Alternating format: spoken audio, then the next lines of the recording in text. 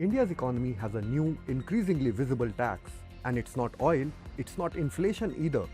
It is the rising heat. This summer, temperatures in parts of India have already touched 46 degrees.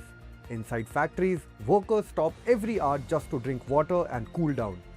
Fans and coolers are running non-stop, and so are the electricity bills.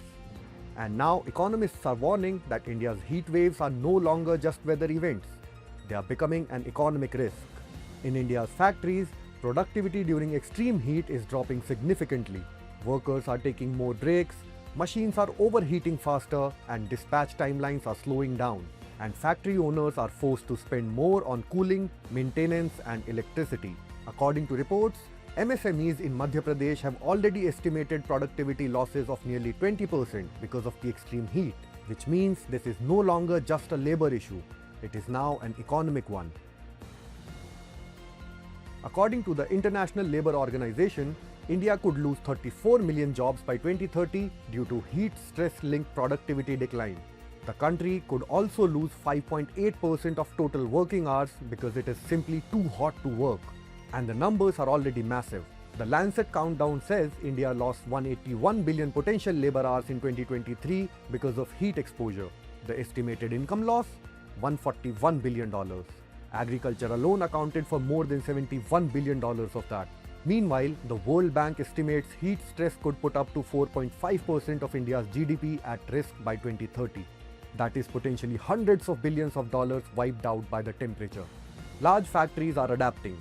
Workers are getting ORS, cool drinking water, coolers, uniforms, restrooms, and shorter shifts. But in India's informal economy, the story looks very different. Brick kiln workers says that the same tanker water is used both for making bricks and drinking. Many have no medical support. Some workers reportedly take glucose drips multiple times a month just to cope with dehydration.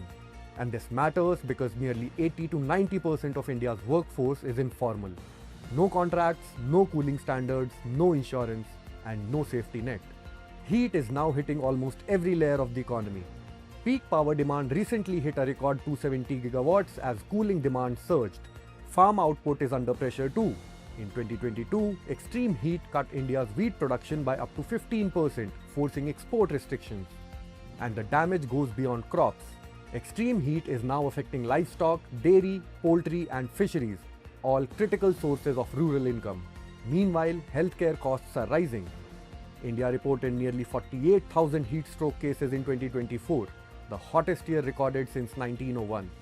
India's growth story still depends heavily on outdoor labor-intensive work, which includes construction workers, factory laborers, farmers, and delivery workers.